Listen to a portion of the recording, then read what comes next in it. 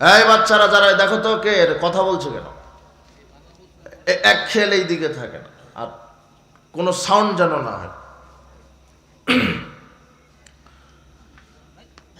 তো 2,98,000 পীর শুধু 56,000 বর্গ মাইলের বাংলাদেশে, কোন পীরের সাথে কোন পীরের আকীদা আমলের কোনো মিল নেই, অথচ সবাই বলছে যে আমরা সঠিক।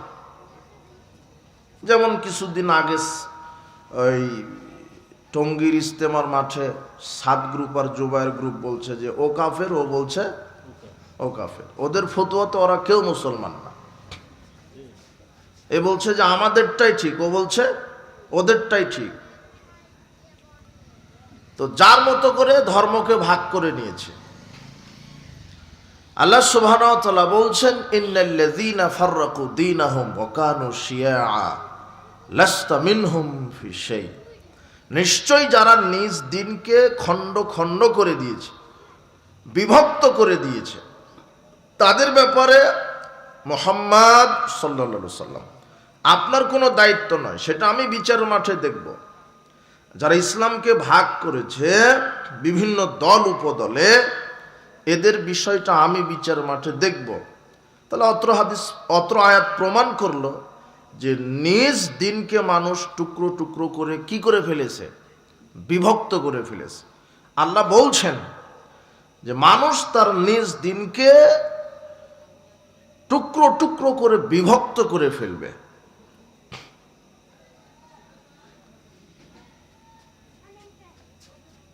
আব্দুল্লাহ ইবনে মাসউদ রাদিয়াল্লাহু আনহু বলছেন, খত্তালানা রাসূলুল্লাহ সাল্লাল্লাহু আলাইহি ওয়াসাল্লাম খত্তা। একদা রাসূল সাল্লাল্লাহু আলাইহি ওয়াসাল্লাম তার আঙুল দিয়ে মাটির উপর একটা সোজা রেখা টানলেন, টেনে বলছেন, হাদা সাবিলুল্লাহ, এই সহজ সরল রাস্তাটা হলো আল্লাহর রাস্তা। সুম্মা খাত্তা খুতুতান আন ইয়ামিনিহি ওয়া আন শিমালিহি। এরপরে তিনি ডানে এবং বামে অনেক আঁকা বাঁকা বহু পথ অঙ্কন করলেন, করে বলছেন, হাদি সুবুলুন, এগুলিও রাস্তা, আলা কুল্লি সাবিলিন মিনাশ শাইতান, তবে প্রত্যেক রাস্তাতে ইবলিস শয়তান বসে আছে। সহজ সরল রাস্তা একটাই, সেটা কার রাস্তা? আল্লাহ। এছাড়া ডানে বামে যা আছে দেখছেন, উপরে নিচে সামনে পিছনে যা আঁকা বাঁকা, সব পথে কে বসে আছে? ইয়াদউ ইলাই, এবং শয়তান তার নিজের দিকে ডাকছে যে আসো আমাকে মানো, আমাকে মানলে তোমাদেরকে জান্নাত দিব। অথচ শয়তান এটা জাতিকে প্রতারণা দিচ্ছে। বিচার মাঠে শয়তান বলবে, আমি তো আহ্বান করেছি, আমার আহ্বানে সাড়া দিলে কেন তোমরা? তোমাদের চক্ষু জ্ঞান ছিল, হাত পা ছিল, ব্রেন বুদ্ধি ছিল, সঠিকটা তদন্ত করনি কেন? আমি ডেকেছি আর আমার ডাকে সাড়া দিয়েছো, আমাকে আজকে দায় দিতে পারবে না। এভাবে শয়তান প্রতারণা দিবে, সেটা সামনে আমরা বলার চেষ্টা করব। তো প্রত্যেক আঁকা বাঁকা রাস্তাতে কে বসে আছে? শয়তান। সহজ সরল রাস্তা একটাই। এদেশের মাটিতে যারা পীর মারফত তন্ত্রে বিশ্বাস করে, পীর তাদের মুরিদদেরকে বলে, দেখো ইসলামের নামে অনেক দল হয়েছে, তো সমস্যা নাই, তুমি ঢাকাতে যাবে, ওই গাজীপুর দিয়ে যেতে পারো, বাইপেল দিয়ে যেতে পারো, টাঙ্গাইল দিয়ে যেতে পারো, ময়মনসিংহ দিয়েও যেতে পারো, অনেক রাস্তা, তুমি একটা রাস্তা দিয়ে গেলেই হলো ঢাকাতে। বুঝেননি মনে হয় কথা? তখন মুরিদ বলছে, ঠিকই তো, তাহলে আপনার হাতে বায়াত নিয়ে আপনি তো জান্নাত দিবেন, টার্গেট তো জান্নাত, রাস্তা অনেক, কাজে আপনি আমাকে সহজ রাস্তা দিয়ে নিয়ে যান। তো পীর বলছে যে আমার বায়াত করলে আর নামাজ পড়া লাগবে না। তখন মুরিদ বলছে যে এটাই সহজ।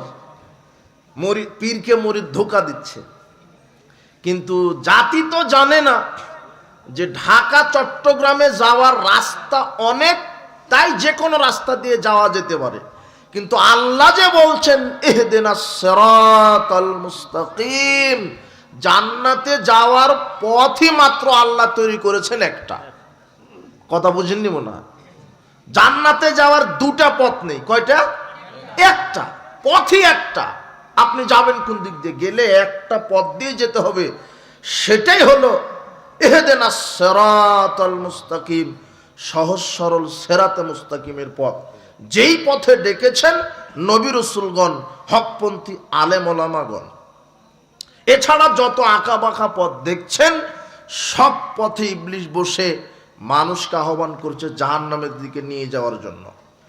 আব্দুল্লাহ ইবনে আমর রাদিয়াল্লাহু আনহু বলেন, রাসূল সাল্লাল্লাহু আলাইহি ওয়াসাল্লাম বলেছেন, লা ইয়াতিয়ান্না উম্মতি মা তাআলা বানি ইসরাইল, আমার উম্মতের ওই অবস্থা হবে যে অবস্থা বানি ইসরাইল ইহুদি খ্রিস্টানের হয়েছিল।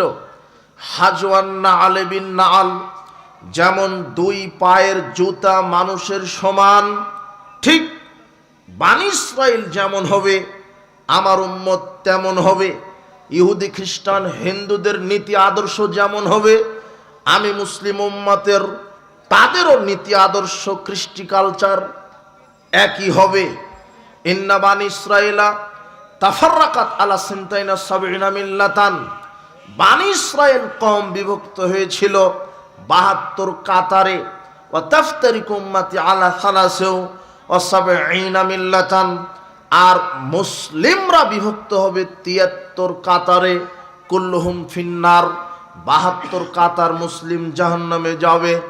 ইল্লা মিল্লাতান ওয়াহিদাতান, এক কাতার মুসলিম জান্নাতে যাবে। ক্বালু মান হে ইয়া রাসূলুল্লাহ, সাহাবীগণ জিজ্ঞাসা করলেন আল্লাহর নবী, তো এক কাতার মুসলিম যে জান্নাতে যাচ্ছে তারা কারা? তখন তিনি বললেন, মা আনা আলাইহি ওয়া আসহাবী, আমি এবং আমার সাহাবীগণ যার ওপরে আছি তার ওপরে থেকে যারা সার্বিক জীবন পরিচালনা করবে তারাই বিচার মাঠে সরাসরি জান্নাতে চলে যাবে। তো আল্লাহর নবী আর সাহাবীগণ দুটা জিনিসের ওপরে ছিলেন, একটা হচ্ছে কোরআন আর একটা হচ্ছে সুন্নাহ বা হাদিস। কোরআন সুন্নাহ দ্বারা যদি আপনি সার্বিক জীবন পরিচালনা করেন তাহলে আপনি সরাসরি জান্নাত। সার্বিক জীবন মানে আপনার ওই দোলনা থেকে কবর পর্যন্ত একটা মানুষ তার জীবনের প্রত্যেক দিক বিভাগে মেনে চলবে আল্লাহর বিধান, এটা হলো কোরআন হাদিস। আপনি খাবেন যার বিধানে, ঘুমাবেন তার বিধানে, আপনি সালাত আদায় করবেন যার বিধানে, হজ করবেন তার বিধানে, হজ যাকাত তাসবিহ তাহলিল করবেন যার বিধানে, অর্থনীতি সমাজনীতি শিক্ষানীতি রাজনীতি চালাতে হবে তার বিধানে। বিধান আল্লাহর, তরিকা মুহাম্মদ সাল্লাল্লাহু আলাইহি ওয়াসাল্লামের। সালাত আদায় করবেন যার তরিকায়, রাজনীতিও করতে হবে তার তরিকায়। তো আপনি মৌলানা মানুষ, আপনি মুসল্লি মানুষ, সালাত তো ঠিকই রাসূলের তরিকায় আদায় করছেন, তো রাজনীতিতে যে খ্রিস্টান মানুষের মতবাদে রাজনীতি করছেন তার মানে আপনি মুসলিম নন, আপনি হলেন মুনাফিক, আপনি হলেন মুনাফিক, আপনি হলেন মুনাফিক। ইহুদি খ্রিস্টানের যত রাজনৈতিক মতবাদ সবই কুফরি, সবই শিরক, সবই জাহেলিয়াত। এই ইহুদি খ্রিস্টানের মতবাদের সাথে ইসলামের অনপরিমাণ কোনো সম্পর্ক নেই। সার্বিক জীবনে কোরআন সুন্নাহ মানলে সে সরাসরি জান্নাত। সালাত যার বিধানে, অর্থনীতি তার বিধানে, সালাত যার তরিকায়, রাজনীতি তার তরিকায়। এটাই মুহাম্মদ সাল্লাল্লাহু আলাইহি ওয়াসাল্লাম বলছেন যারা সার্বিক জীবনে মেনে চলবে। তবে অত্র হাদিস ইবারত করে আমি এটা বোঝাতে চাচ্ছি যে মুসলমানেরাই বিভক্ত হবে 73 ফিরকায়, 73 কাতারে। তার 72 ফিরকা, 72 কাতারি কোথায় যাবে? যেই 72 ফিরকা জাহান্নামে যাচ্ছে এরা হিন্দু না মুসলমান? মুসলমান। তো আপনিও তো মুসলমান। কোনোদিন কল্পনাতে বিবেকে নিয়ে এসেছেন যে আমি কোন কাতারের মুসলমান? আমি কি 72 কাতারের একজন নাকি এক কাতারের একজন? এটা তো আপনার বিবেচনায় আনা দরকার। উপস্থিত বৈঠকের মুসলিম দিনী ভাই বোন, ইসলামের মধ্যে অনেক ভ্রান্ত ফিরকার অনুপ্রবেশ ঘটেছে। ইসলামকে কলুষিত করার জন্য, মুসলিমদের ঈমান আমলকে নষ্ট করার জন্য ইবলিশ শয়তান অনেক ভ্রান্ত ফিরকার অনুপ্রবেশ ঘটিয়েছে। বিচারের মাঠে মানুষ আফসোস করবে। মানুষ কিভাবে আফসোস করবে? ইয়াউমা ইয়াযু যালিমু আলা ইয়াদাইহি, বিচারের মাঠে মানুষ তার দুই হাত কামড়াবে, দুই হাতে ভাবে কামড়াবে, বলবে ইয়াকুলু ইয়া লাইতানি ইত্তাখাযতু মা রাসূলিস সাবিলা, হায় আফসোস যদি আমি রসুলের তরিকে জীবনযাপন করতাম, আমি কেন অমুক ইহুদি খ্রিস্টান হিন্দুদের নীতিতে জীবনযাপন করলাম, হায় আফসোস আমি কেন অমুক নেতার নীতি অমুক নেতার আদর্শে কেন চললাম। আমি যদি একজন মানুষ যার নাম মুহাম্মদ সাল্লাল্লাহু আলাইহি সাল্লাম তার আদর্শে যদি জীবন পরিচালনা করতাম কতই না ভালো হতো। লাকাদ আদাল্লানি আনিয যিকরি বাদা ইয জাআনি, সুস্পষ্ট নিদর্শন কোরআন সুন্নাহ আসার পরেও এক শ্রেণীর ভ্রান্ত নেতারা আমাদেরকে প্রতারণা দিয়েছে। ওয়াকানা শাইতানু লিল ইনসানি খাজুলা, শয়তান মানুষের জন্য সবচেয়ে বড় প্রতারক। সবচেয়ে বড় প্রতারক কে? শয়তান। وقال الرسول يا ربي إن قوم اتخذوا هذا القرآن مهجورا, তখন আল্লাহ বিচার মাঠেই বলবেন, আল্লাহ হে রব, আমার এই উম্মতেরা কোরআনকে বাদ দিয়ে হাদিসকে বাদ দিয়ে মানুষের তৈরি করা মতবাদ মেনেছিল, তাই আজকে তাদের এই দুর্দশা। আজকে আপনি দেখেন, আপনি মুসলিম, আপনার 14 পুরুষ মুসলিম তাতে কি, কিন্তু আপনার অফিস আদালত কোর্ট কাচারি শিক্ষাঙ্গন অর্থনীতি সমাজনীতি শিক্ষানীতি সব কিছু ইহুদি খ্রিস্টানের নীতিতে ভরা।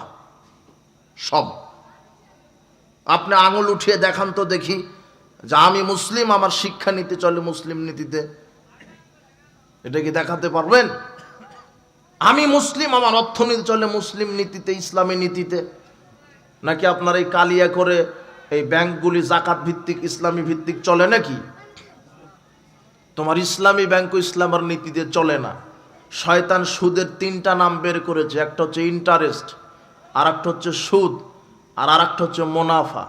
যারা দাড়ি টুপি নিয়ে ব্যাংক ব্যালেন্স করছে এরা বলছে যে মুনাফা, আর যারা একটু ইংরেজি জানে এরা বলছে যে ইন্টারেস্ট, আর যারা কৃষক ক্ষেত খামারে কাজ করে এরা বলছে সুদ। কথা বুঝেননি মনে হয়। তো তোমার অর্থনীতিতে ইসলাম নেই, রাজনীতিতে ইসলাম নেই। রাজনীতিতে কি আছে? কুফরি।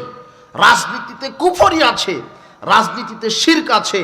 এদেশের অধিকাংশ নেতা নেত্রী সেকুলার, মন মাইন্ডের অধিকাংশ নেতা নেত্রী সেকুলার।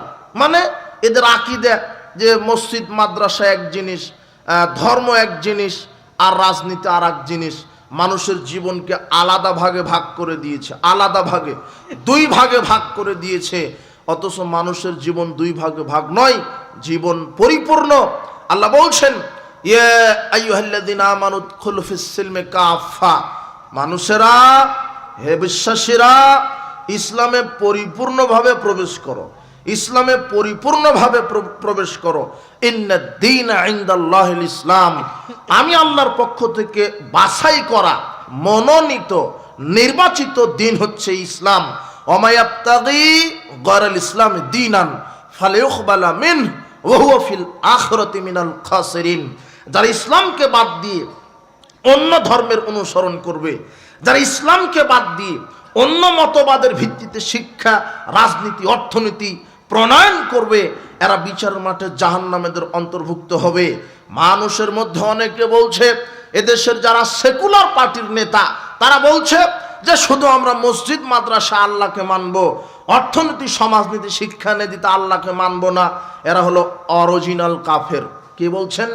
আল্লাহ বলছেন সূরা নিসার 151 আয়াতে, ইয়াকুলুনা নুমিনু বিবাদি ওয়া নাকফুরু বিবাদ, যারা বলে ইসলামকে আমরা কিছু জীবনে মানব, অর্ধেক মানব আর অর্ধেক মানব না। আল্লাহ বলছেন উলাইকা হুমুল কাফিরুনা হাক্কা, এরা হলো অরিজিনাল কাফের। এরা কি কাফের? অরিজিনাল কাফের। যারা ইসলামকে শুধু মসজিদ মাদ্রাসায় মানে, রাজনীতিতে মানে না, বলে যে আমরা শরিয়া আইন বিশ্বাস করি না। অথচ অমুসলিম পরিবারের, ওর বাপ ওর 14 গোষ্ঠী মুসলিম পরিবারের, বাংলাদেশে বসবাস করে, মুসলিম দেশে বসবাস করে শরিয়া আইনকে নিয়ে কটাক্ষ করছে। আপনার নেতা, আল্লাহ আপনার নেতাকে হেদায়েত দান করুন। যারা বলছে এটা হলো সেকুলার পার্টির নেতাদের এই আকীদা, অথচ আমি যদি মুসলিম হই আমার সার্বিক জীবনে ইসলাম মেনে চলতে হবে, সালাত, সিয়াম, হজ, যাকাত যার বিধানে আদায় করব, অর্থনীতি, সমাজনীতি, পারিবারিক নীতি, শিক্ষানীতি, রাজনীতিও তার নীতিতে আদায় করব। এটা হলো পরিপূর্ণ মুসলিম, এ করবে। উপস্থিত বৈঠকের মুসলিম দিনী ভাই বোন, আপনাদেরকে যেটা বোঝানোর চেষ্টা করা হচ্ছে তা হচ্ছে যে মানুষ তার দিনকে বিভক্ত করেছে। মানুষ মুসলিম তার দিন ইসলামকে বিভিন্ন খণ্ডে খণ্ডে বিভক্ত করে ফেলেছে। মানুষ তার আকাবিরদেরকে মানে, মানুষ বড় পীরকে মানে, মানুষ অমুক নেতার আদর্শে চলে, অথচ কোরআন সুন্নাহর প্রতি ভ্রুক্ষেপ করে না। আপনাকে দেখাই বিচার মাঠে মানুষ হাত কামড়িয়ে কি বলবে, আহা যদি রসুলের তরিকায় জীবনযাপন করতাম।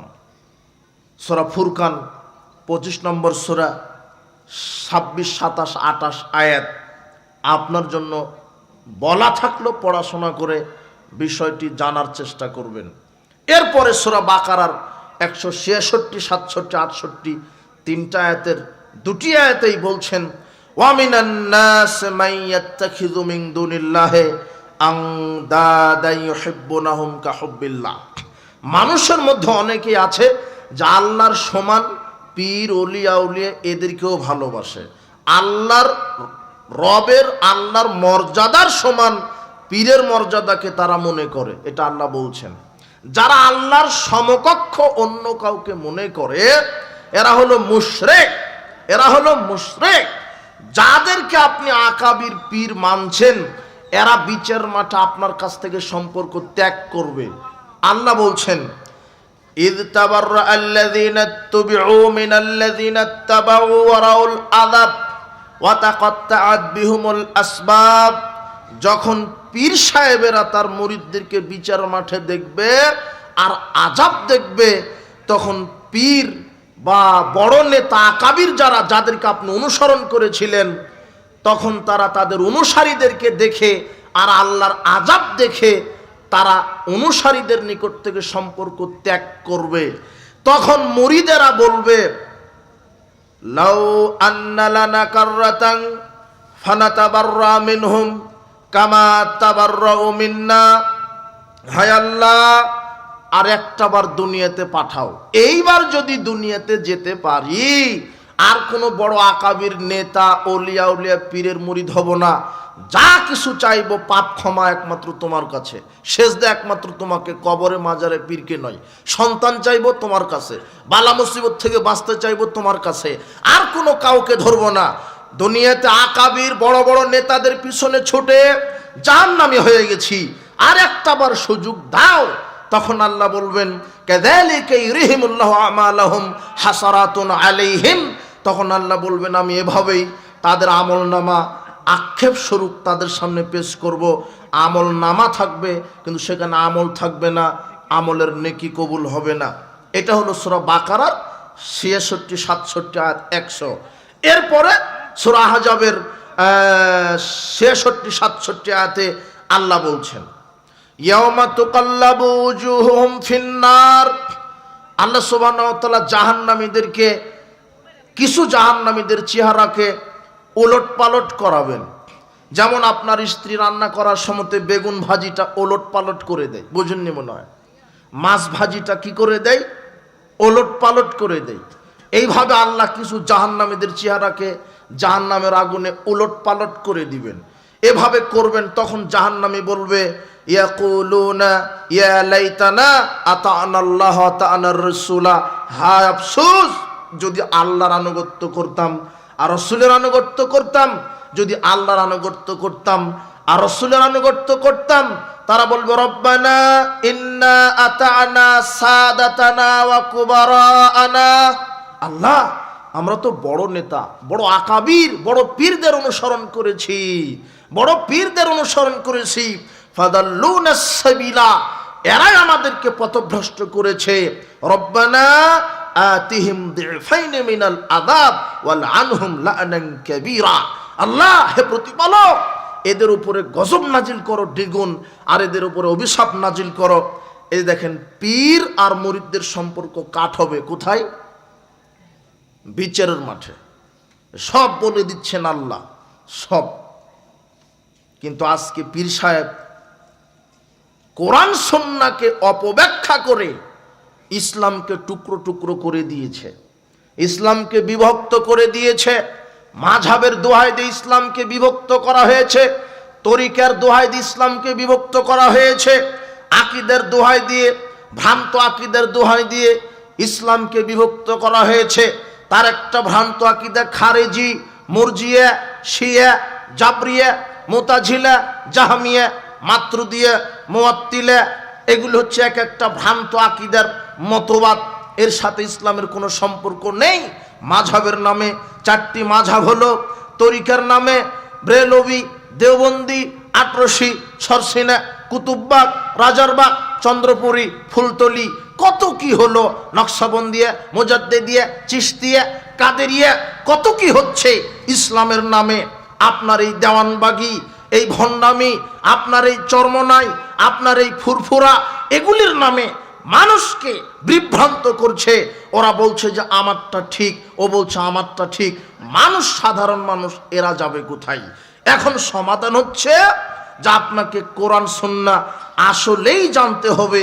হক যারা কোরআন সুন্নাহ দলিল ভিত্তিক আলোচনা করছে তাদের বক্তব্য শুনে সঠিকটা আপনাকে জানতে হবে। একথা আল্লাহ বলছেন যে তোমরা ফাসআলু আহলায যিকরি ইন কুনতুম লা তা'লামুন বিল বায়িনাতি ওয়াজ যুবুর। যারা জানে তাদের কাছ থেকে দলিল সহ জেনে নাও। জানা মানুষের বক্তব্য শোনো।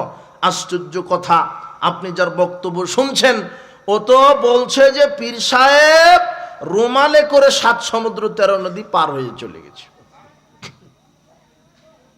তার দলিল। আর পৃথিবীতে কোনো পীরের কেরামত সে জীবিত থাকা অবস্থায় প্রকাশ হয়নি, প্রকাশ হয়েছে কবে? তার মরার পর, মানে ধরারই কায়দা নেই। কথা বুঝেননি মনে হয়, ধরারই কায়দা নেই। এদেশে আছে মায়েজ ভান্ডারী পীর। মায়েজ ভান্ডারী পীর মানে চট্টগ্রামে আছে মায়েজ ভান্ডারী পীর। ওরা আকীদা হচ্ছে যে আমার যারা মুরিদ হবে এদের হজ করা লাগবে না, হজ বাংলাদেশে থাকলেই হয়ে যাবে। আর আমার যারা মুরিদ হবে আমি তাদেরকে জাহান্নাম, জান্নাত, লৌহ কলম সব দেখিয়ে দিব, আর নতুন করে দেখতে হবে না। মায়েজ ভান্ডারী পীরের কেরামত কি? আপনার মৃত্যু দিতে পারে। কাসব, গান বাজনার আসর করবে, তারা আসর করে একেবারে রাতের আধারে লাইট বাল্ব নিভিয়ে দিয়ে জিকিরের নামে অন্য নীলায় চলে যায়। এটা হলো মায়েজ ভান্ডারী। হু হু ইল্লাল্লাহ ইল্লাল্লাহ জিকির করতে করতে নারী পুরুষ একাকার হয়ে যাচ্ছে। এটা হলো মায়েজ ভান্ডারী পীরের কেরামত। মায়েজ ভান্ডারী পীরের মুরিদ। মায়েজ ভান্ডারীর 100 বর্ষের আলোকে একটা বই আছে, এই যুবক সকালে কিনে নিও এই বইটা। 160 পৃষ্ঠাতে পীরের কেরামতি লেখা আছে কি যে মায়েজ ভান্ডারের এক মুরিদ সৌদি আরবে ওই মক্কাতে হজ করতে গেছে। হজ করতে করতে হজ শেষ, এখন বাড়িতে ফিরবে, পাসপোর্ট, টাকা পয়সা সব হারিয়ে ফেলেছে। এখন লোকটা বাংলাদেশে কিভাবে আসবে? তখন ওই পীর, ওই মুরিদ মায়েজ ভান্ডারী পীরকে স্মরণ করেছে। স্মরণ করার সাথে সাথে দেখেতে পীর সাহেব তার সামনে উপস্থিত। তো বলছে যে মুরিদ, তোমার কিভাবে সহযোগিতা করতে পারি? তো আমার পাসপোর্ট, ভিসা, টাকা পয়সা হারিয়ে গেছে, এখন আমি বাংলাদেশে যেতে পারছি না, আপনি একটু সহযোগিতা করেন। তখন মায়েজ ভান্ডারী পীর বলছে চোখটা বন্ধ করো, আমি একটা ইসম শিখিয়ে দিই, ইসিম পড়তে থাকো। তো মুরিদ চোখ বন্ধ করলেন, ইসিম পড়তে পড়তে চোখ বন্ধ করলেন। চোখ খুলে দেখেতে চট্টগ্রাম বিমানবন্দরে হাজির। এটা মায়েজ ভান্ডারী 100 বর্ষের আলোকে বইয়ে লেখা আছে, আমি ওখান থেকে নকল করলাম। তো এই কেরামতি প্রকাশ পেয়েছে মায়েজ ভান্ডারী পীর জীবিত থাকতে নয়। কখন? কেন জীবিত থাকলে প্রকাশ পেয়ে লোককে তো ধরা হবে। কথা বুঝেননি মনে হয়।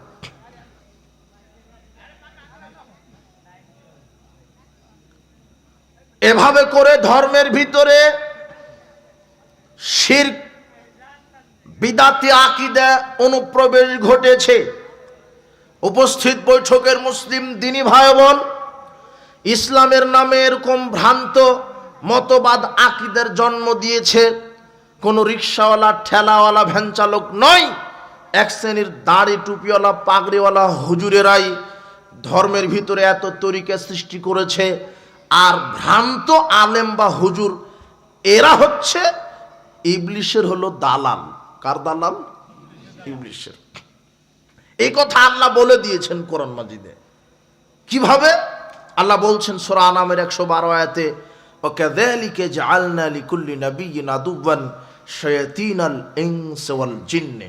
আমি এভাবেই প্রত্যেক নবীদেরকে শত্রু বানিয়েছি মানুষের মধ্য থেকে, জিনদের মধ্য থেকে। ইউহি বাদুহুম ইলা বাদিন যুখরুফাল কওলি গুরুরা। মানুষকে তারা, জিন শয়তান মানুষকে প্রতারণা দেয়, চমকপ্রদ বাক্য ক্ষয় করে। জিন শয়তান ওহী করে মানুষ শয়তানের কাছে।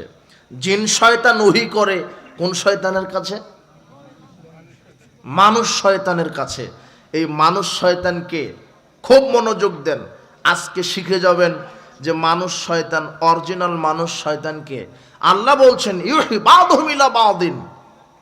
জিন শয়তান মানুষ শয়তানকে কি করে?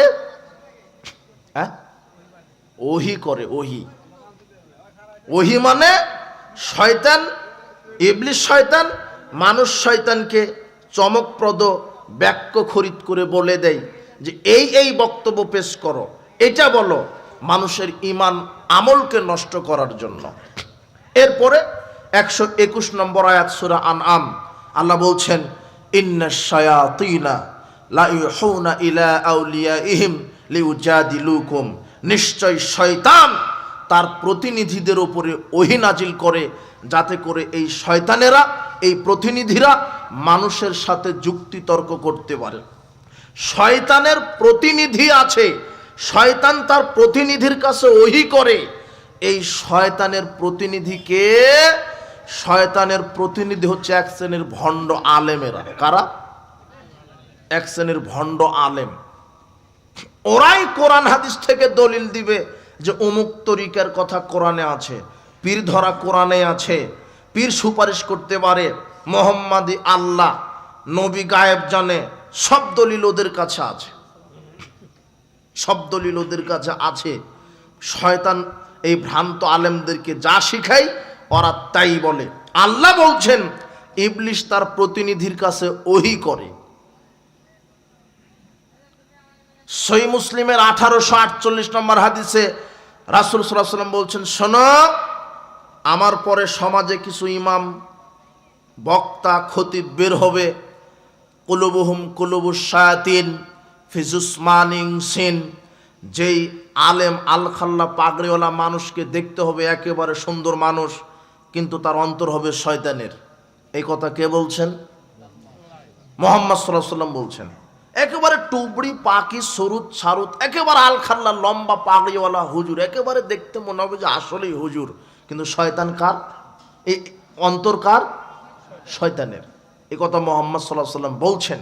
এইবার আর একটা হাদিস আপনাকে ইবারত করে আমি সামনে এগোচ্ছি, তাহলে আপনি বুঝতে পারবেন, এখনো তেমন কিছু বুঝতে পারেননি। সহিহ বুখারীর 3606 নম্বর হাদিসে রাসূল সাল্লাল্লাহু আলাইহি ওয়াসাল্লাম এভাবে বলছেন, দুআতুন ইলা আবওয়াবি জাহান্নাম। জাহান্নামের দিকে ডাকার জন্য কিছু বক্তা আলেম বের হবে। কি বের হবে? কার দিকে ডাকবে? জাহান্নামের দিকে। জাহান্নামের দিকে ডাকার জন্য কিছু আলেম, বক্তা, দায়ী বের হবে। তো হুযায়ফা ইবনুল ইয়ামান রাদিয়াল্লাহু আনহু অবাক কণ্ঠে জিজ্ঞাসা করলেন, আল্লাহর নবী, সিফহুম লানা, আপনি কি বক্তব্য শোনালেন? জাহান্নামের দিকে নিয়ে যাওয়ার জন্য আলেম বের হবে, বক্তা বের হবে, এই আলেম আবার কেমন? আলেম ওলামা বক্তা তারা তো জান্নাতে নিয়ে যাওয়ার জন্য বক্তব্য দিবে, কথা কি তাই নয়? আলেম ওলামারা জান্নাতে নিয়ে যাওয়ার জন্য বক্তব্য দিবে। তো আপনি যে বলছেন যে বক্তা বের হবে জাহান্নামের দিকে ডাকার জন্য, এটা বক্তা আবার কে? ওই আলেম কে? সিফহুম লানা, আপনি আমাদেরকে একটু পরিচয় দেন, কেমন বক্তা, কেমন মৌলানা? তখন তিনি বলছেন, হুম মিন জিলদাতিনা, তারা হবে তোমাদের মতো মুসলিম পরিবারের সন্তান। আলেম হবে হিন্দু খ্রিস্টান থেকে নয়। কোন পরিবারের? মুসলিম। ইয়াতাকাল্লামুনা বিআলসিনাতিনা, তারা তোমাদের মতোই কথা বলবে। তোমরা যেমন কোরআন হাদিস থেকে বক্তব্য দাও, তারাও কোরআন হাদিস থেকে বক্তব্য দিবে। আলেম কোথা থেকে বক্তব্য দিবে? কোরআন হাদিস থেকেই বক্তব্য দিবে। কিন্তু তারপরে ওই বক্তব্য যারা শুনবে, রাসূল সাল্লাল্লাহু আলাইহি ওয়াসাল্লাম বলছেন, মান আজাবাহুম ইলাইহা কাযাফু ফিহা, ওই বক্তার বক্তব্য শুনে যারাই আমল করবে তারাই জাহান্নামে চলে যাবে। ঘটনা কি? বক্তা হবে মুসলমান, বক্তা বক্তব্য দিবে কোথায় থেকে? কোরআন হাদিস থেকে। আবার ওই বক্তব্য শ্রোতা শুনে কোথায় চলে যাবে? আসলে ঘটনা কি? আসলে কি কোরআন হাদিস কি মানুষকে জাহান্নামের দিকে নিয়ে যাওয়ার জন্য কি নিয়ে এসেছে? না। তাহলে ঘটনা কি? ঘটনা হলো যে বক্তা কোরআন মাজিদের আয়াত পড়বে ঠিক আছে, কিন্তু ব্যাখ্যা, অনুবাদ, বিশ্লেষণ নতুন করে ওহী নাজিল করবে বক্তার উপরে কে? শয়তান। এটাই আল্লাহ বলছেন যে শয়তানের দালাল আছে পৃথিবীতে, এজেন্ট, কিছু চেলা আছে। এই শয়তান, ইবলিশ শয়তানের যারা এজেন্ট, চেলা আছে, এদেরকে শয়তান কি করে? মনে থাকছে না নাকি বক্তব্য? ওহী করে। দেখেন এইবার ওহী করছে। বক্তা কোরআন থেকে এখন বক্তব্য দিবে। দেখেন, বক্তা বলছে যে পীর ধরা ফরজ, পীর মানুষকে হেদায়েত দিতে পারে। এই বক্তব্য দিচ্ছে কোরআন থেকে। পীর ধরা যে ফরজ, এটা কোথায় আছে? কোরআনেই। দেখেন বক্তব্য দিচ্ছে বক্তা, মা ইয়াহদিল্লাহ ফাহুয়াল মুহতাদ, আল্লাহ যাকে হেদায়েত দেন সে হেদায়েত পায়। ওয়া মা ইউদলিল ফালাহ তাজিদ লাহু ওয়ালিয়্যাম মুরশিদা, আর আল্লাহ যাকে পথভ্রষ্ট করেন তার কোনো মুর্শিদ নাই। কাজেই হে জাতি, তোমরা যারা পাপ করেছো, তোমরা এই মুর্শিদের কাছে আসো, অর্থাৎ পীরের কাছে আসো, পীরের মুরিদ হও, পীর তোমাদেরকে হেদায়েত দিয়ে জান্নাতে নিয়ে চলে যাবে। এই যে কোরআন মাজিদের আয়াত আল্লাহ বলছেন মুর্শিদা, কি শব্দ আসছে কোরআনে? সূরা কাহাফের 17 নম্বর আয়াত, এটা 18 নম্বর সূরা 17 নম্বর আয়াত। আল্লাহ বলছেন আল্লাহ যাকে পথভ্রষ্ট করেন তার কোনো মুর্শিদ নেই। এখন বক্তা বলছেন এই মুর্শিদ মানেই পীর, আল্লাহ এই মুর্শিদকে ধরতে বলেছেন। এখন সাধারণ পাবলিক চিন্তা করে সর্বনাশ, মুর্শিদ পীরের কথা কোরআনে আছে, তার মানে পীর ধরা কি? আয়াত তো ঠিক আছে, কিন্তু মাওলানা সাহেব মুর্শিদ মানে যে পীর, এই মুর্শিদ মানে পীর এটা বলতে শিখে দিল তাকে কে? এই ওহীটা করেছে ইবলিস, যে তুমি মুর্শিদ মানে বলো পীর। আর একটা আয়াত আছে সূরা মায়েদার 35 নম্বর আয়াত 5 নম্বর সূরাতে, যে ইয়া আইয়ুহাল্লাযিনা আমানুত্তাকুল্লাহ ওয়াবতাগু ইলাইহিল ওয়াসিলা, হে বিশ্বাসীগণ আল্লাহকে ভয় করো আর ওয়াসিলা ধরো, মানে পীর ধরো। ওয়াবতাগু ইলাইহিল ওয়াসিলা, তোমরা ওয়াসিলা ধরো, মানে কি ধরো? বক্তা কোরআন থেকেই ইবারত করছে, কিন্তু ওয়াসিলা মানে যে পীর, এটা বক্তাকে শিখিয়ে দিল কে? অথচ ওয়াসিলা মানে এই আয়াতটা নাজিল হয়েছে পীরের উপরে না মুহাম্মদ সাল্লাল্লাহু আলাইহি ওয়াসাল্লামের উপরে? তাহলে মুহাম্মদ সাল্লাল্লাহু আলাইহি ওয়াসাল্লাম উনি ভালো বুঝবেন না আপনার পীর সাহেব বা মাওলানা সাহেব ইনি ভালো বুঝবেন? সেই মুহাম্মদ সাল্লাল্লাহু আলাইহি ওয়াসাল্লাম বলছেন ওয়াসিলা মানে আল্লাহর নৈকট্য তালাশ করা। কি তালাশ করা? সৎ আমল ইমানের মাধ্যমে কার নৈকট্য? ওয়াসিলা মানে যদি পীর হয়, তো আপনি তো আজানের দোয়া বলেন আজান শেষে, তাই না? আজানের দোয়ার শেষে একটা বাক্য বলেন, ওয়াতি মুহাম্মাদানিল ওয়াসিলাতা ওয়াল ফাদিলা, আছে না? এর অর্থ কি হবে? এর অর্থ হবে যে আল্লাহ আতি, তুমি প্রদান করো মুহাম্মাদান, মুহাম্মদকে, ওয়াসিলা পীর, মুহাম্মদকে কি প্রদান করো? পীর। এটাই হলো নাকি? কিন্তু আসলে ওয়াসিলা মানে আল্লাহ তুমি মুহাম্মদ সাল্লাল্লাহু আলাইহি ওয়াসাল্লামকে নৈকট্যে পৌঁছে দাও। সুবহানাল্লাহ, এটা হলো সঠিক কথা। তাহলে কোরআন থেকেই মাওলানা বক্তব্য দিচ্ছে, কিন্তু ব্যাখ্যা করছে কার শিখানো মতে? শয়তানের। এটাই আল্লাহ বলছেন শয়তানের কিছু এজেন্ট, দালাল আছে, সেই দালালদের উপরে শয়তান কি করে? ওহী করে। এই যে ওহী যেভাবে করছে মাওলানা সাহেব ওভাবেই বক্তব্য দিচ্ছে, কোরআন থেকেই দলিল দিচ্ছে যে পীর ধরা কি ফরজ। এই যে কোরআনের দলিল। মাওলানা সাহেব বলছে যে মুহাম্মাদি আল্লাহ, আল্লাহর মুহাম্মাদের মধ্যে কোনো পার্থক্য নেই। ইসলামের মধ্যে একটা ভ্রান্ত ফেরকা আছে, ব্রেলভি মতবাদ, ব্রেলভি আকীদা। ব্রেলভীদের প্রতিষ্ঠাতা আহমদ রেজা খান 1880 সালে ভারতের রায়বেরেলিতে তিনি এই মতবাদ আবিষ্কার করেন। আহমদ রেজা খানের আকীদা যে মুহাম্মদ সাল্লাল্লাহু আলাইহি সাল্লাম গায়েব জানেন। এই কথা যদি কেউ বিশ্বাস করে তাহলে সে মুশরিক, আর সে কোনোদিন জাহান্নাম থেকে বের হতে পারবে না। একমাত্র গায়েবের মালিককে মুহাম্মদ সাল্লাল্লাহু আলাইহি সাল্লাম অতটুকুনি জানেন যতটুকুন কে জানিয়েছেন, এর বেশিও জানেন না, কমও জানেন না। আর আল্লাহ বলছেন সূরা নামলের 65 আয়াতে 27 নম্বর সূরা, কুল লা ইয়ালামু মান ফিস সামাওয়াতি ওয়াল আরদিল গায়বা ইল্লাল্লাহ মুহাম্মদ সাল্লাল্লাহু আলাইহি সাল্লাম। আপনি বলে দেন দেশবাসীকে, পৃথিবীবাসীকে, যে আকাশ জমিনের গায়েবের ক্ষমতা, গায়েব সম্পর্কে কেউ জানে না একমাত্র আমি আল্লাহ ছাড়া। কেউ জানে না, কোনো নবী রাসূল পীরের ক্ষমতা নেই গায়েব জানার। এরপরে সূরা আনামের 50 আয়াত আল্লাহ বলছেন যে তুমি বলো ওয়ালা আ'লামুল গায়ব, আল্লাহ শিখিয়ে দিচ্ছেন তুমি জাতিকে বলে দাও ওয়ালা আ'লামুল গায়ব, আমি গায়েব জানি না। কথা বুঝেছেন? মুহাম্মদ সাল্লাল্লাহু আলাইহি সাল্লাম গায়েব জানেন না। যদি গায়েব জানতেনই তাহলে যে ওই যে তায়েফের মাঠে যে তার ওই পা ফাটিয়ে দিবে উনি সতর্ক হয়ে থাকতেন। কথা বুঝেননি মনে হয়? উহুদের মাঠে ওই পাথর এসে তার দাঁতটা ভেঙে ফেলে দিবে তো উনি সতর্ক থাকতেন। কথা বুঝেননি মনে হয়? এরপর ওই যে আয়েশা রাদিয়াল্লাহু তাআলা আনহার গলার হাড়টা যে হারিয়ে গেল আর উটের পেটের নিচেই ছিল, তাহলে ওই দুপুর থেকে সন্ধ্যা পর্যন্ত খোঁজা লাগতো না। তিনি তো গায়েব জানেন, বলে দিতেন ওই যে উটের পিঠের তলে আছে নিয়ে আসো। বুঝেননি মনে হয়?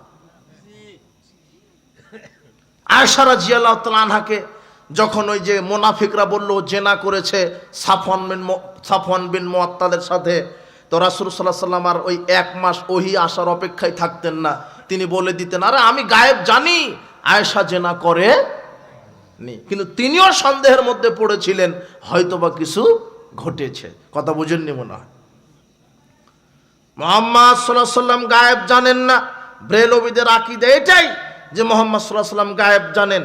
ব্রেলভীদের আরেকটা আকীদা যে মুহাম্মদ সাল্লাল্লাহু আলাইহি ওয়াসাল্লাম যে কোনো সময়তে হাজির নাজির।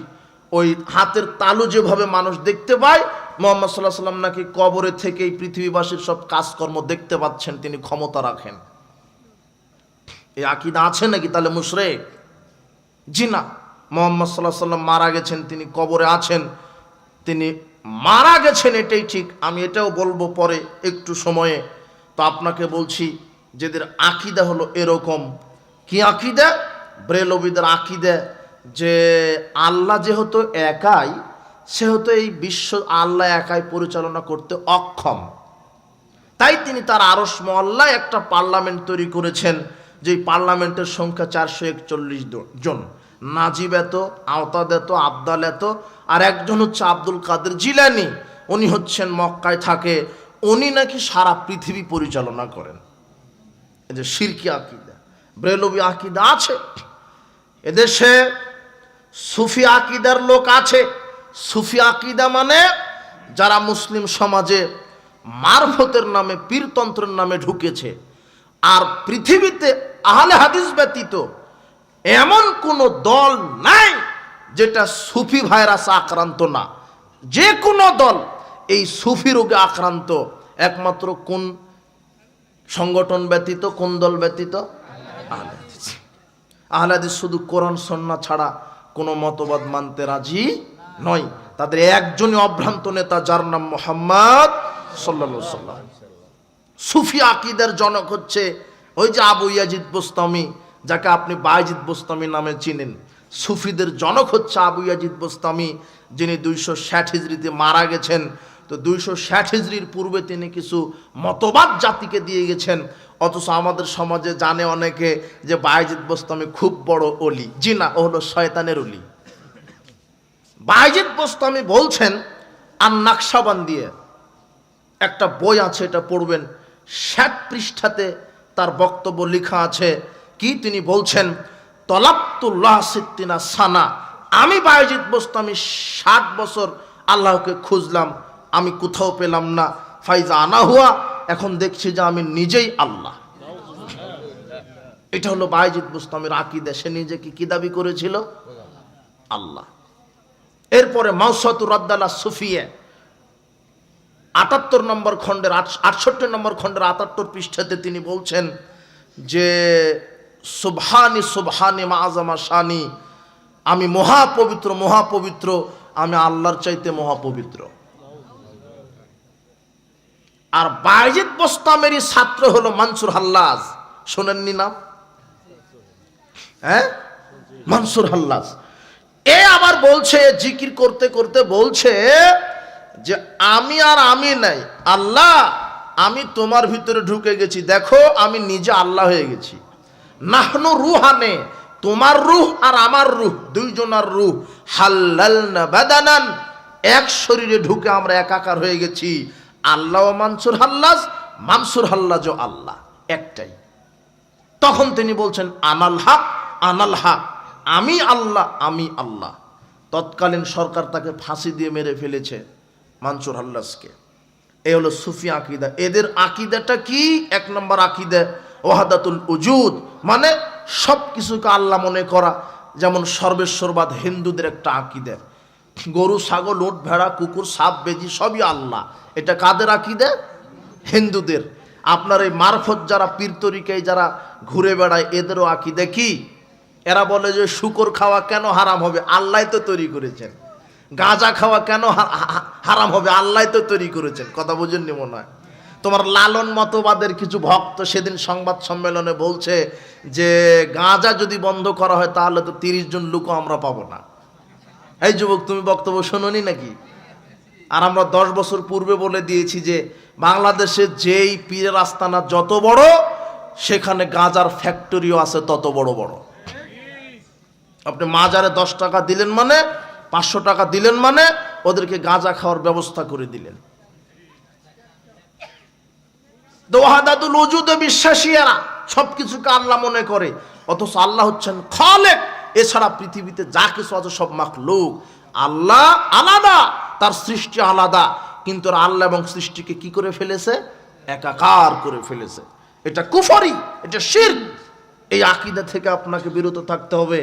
সুফিদের এই মারফতি পীরদের আর একটা আকীদা কি? এরা বলে যে পীরই আল্লাহ, পীর সাহেবই আল্লাহ। আর সুফি রোগে আক্রান্ত হলো লালন মতবাদ, যেটা কুষ্টিয়াতে আছে। আর আপনি মনে হয় শিক্ষিত মানুষ, লালন ভক্ত, অনেকে বলে যে লালন গান না শুনলে নাকি তার তৃপ্তি হয় না। অথচ লালন যে কি বেটা তুমি তো বুঝো না। লালনও যে কি ধর্মের, ওর কি উদ্দেশ্য লক্ষ্য, ও তার গানে বলছে যে যা ভাবে তাই তো হয়। রাম রহিম করিম এক আড্ডা জগৎময়, মানে রাম আর মোহাম্মদ একই। এটা হলো লালন মতবাদ। তুমি তাকে ভক্তি করো যুবক। লালন মতবাদ মানে একটা যৌন মতবাদ। লালন সমাজে যৌন বৃত্তি ছড়াতে চেয়েছে। এটা তো তুমি জানো না, আমরা না বললে। তুমি তো পড়াশোনা করো না ওইভাবে গভীর। ওই লালন শাস্ত্রে একটা শব্দ পাওয়া যায়, সেটা হলো লতা সিদ্ধি। তান্ত্রিক শাস্ত্রে তারা লতা সিদ্ধির অনুবাদ করেছে। তারাই বলছে যে লতা সিদ্ধি মানে, লতা সিদ্ধি নামের তাদের একটা অনুষ্ঠান হয়। আর লতা সিদ্ধির সহজ সরল বাংলা হলো নারীর যৌনাঙ্গ। লালন মতবাদ, লালন ভক্ত, লালনের আকীদা ছিল যে ইবলিস শয়তান পৃথিবীর সব জায়গাতে সেজদা দিয়েছে, তাই আর মসজিদ মাদ্রাসায় সেজদা দিয়ে লাভ নাই। সেজদা দিতে হবে নারীর যৌনাঙ্গে, দিলেই জান্নাত ওয়াজিব। এটা হলো লালন ভক্তদের, লালন মতবাদের আকীদা। আর লালন গানে আছে পাগল মন, মন রে গুরু ভজনা, গুরু বিনে মুক্তি পাবে না। গুরু নামে আছে সুধা, যিনি গুরু তিনিই খোদা। এই পীরেরা এটাই মনে করে যে পীর মানে আল্লাহ। এই ব্রেলবীদের আকীদা এটাই যে পীর হচ্ছেন আল্লাহ। আর কি আকীদা ব্রেলবীদের? যে মোহাম্মদ আর আল্লাহর মধ্যে পার্থক্য নেই। সুফিদের আকীদাও এটা। সুফিরা বলে যে পীরেরা বলে মোহাম্মদ আর আল্লাহর মধ্যে পার্থক্য নেই। তারা শের পড়ে উর্দুতে, ওহ জামস্তাবি আরস্তা খুদা কার, উত্তর পড়া হয় মাদিনা মে মুস্তফা কার। আরশের অধিপতি আল্লাহ ছিলেন যিনি, মদিনায় প্রেরিত হলেন নবী হয়ে তিনি। মানে আরশে থাকলে আল্লাহ, আর পৃথিবীতে আসলে আল্লাহ কি হয়ে যান? মোহাম্মদ। মানে মোহাম্মদ আর আল্লাহর মধ্যে কি পান না? পার্থক্য না। এর দলিলও কোরআনে আছে। কোথায় আছে? মোহাম্মদই যে আল্লাহ, এটাও মাওলানা সাহেব ওই যে জাহান্নামের দিকে ডাকা কি বের হবে? আলেম। ওই আলেম কোথায় থেকে বক্তব্য দিবে? কোরআন থেকেই। দেখেন কোরআন থেকে আপনাকে প্রমাণ দিবে যে মোহাম্মদই কে? আল্লাহ। দেখেন কোথায় আছে? সূরা আনফালের 17 নম্বর আয়াতে আছে, আল্লাহ বলছেন ওয়ামা রামাইতা ইদ রামাইতা ওয়ালাকিন্নাল্লাহ রামা। বদর যুদ্ধের দিনে ওই এক মুষ্টি বালি নিয়ে মুহাম্মদ সাল্লাল্লাহু আলাইহি ওয়াসাল্লাম কাফেরের চোখে ছুঁড়ে মেরেছিলেন। তো এই দৃশ্যটা দেখে আল্লাহ বলছেন মুহাম্মদ ওয়ামা রামাইতা, ওটা আপনি নিক্ষেপ করেননি। ইদ রামাইতা, যখন আপনি নিক্ষেপ করেছিলেন, ওয়ালাকিন্নাল্লাহ রামা, ওটা আমি আল্লাহ নিক্ষেপ করেছিলাম। মুহাম্মদ সাল্লাল্লাহু আলাইহি ওয়াসাল্লাম যখন নিক্ষেপ করেছিল তখন আল্লাহ কি বললেন? যে ওটা আপনি নিক্ষেপ করেননি, ওটা কে নিক্ষেপ করেছে? আমি আল্লাহ। এই যে মাওলানা সাহেব বলছেন, তার মানে মুহাম্মদই কে? আল্লাহ। এই যে কোরআনের দলিল। কিন্তু এই আয়াতটা নাজিল হয়েছে কি পীরের বাপের উপরে না মুহাম্মদ সাল্লাল্লাহু আলাইহি ওয়াসাল্লামের উপরে? তো সাহাবীদের বুঝটা কি? এই আয়াতের ব্যাখ্যা, সঠিক ব্যাখ্যাটা কি? সঠিক ব্যাখ্যা হলো আল্লাহ বলছেন আপনি নিক্ষেপ করেননি, আমি নিক্ষেপ করেছি। আর মানে মুহাম্মদ সাল্লাল্লাহু আলাইহি ওয়াসাল্লামের দায়িত্ব শুধু এক মুষ্টি বালি এইভাবে ছুঁড়ে মারা, আর সমস্ত বালি 1000 কাফেরের সব চোখে পৌঁছে দেওয়ার দায়িত্ব কার? বুঝতে পেরেছেন কি? এটা হলো ব্যাখ্যা। এভাবে করে এক শ্রেণীর এই খানকার পাগড়িওয়ালা টুপিওয়ালা শয়তানেরা কোরআন সুন্নাহকে বিকৃত করে এই মাজার খানকার শিরকের ডিলারশিপ হাতে নিয়ে বাংলার হাজার লক্ষ কোটি মানুষের ঈমানকে এরা চুরি করছে। এরা এই জন্য সাবধান, ইসলামের ভিতরে ভ্রান্ত ফেরকাগুলি ঢুকে গেছে।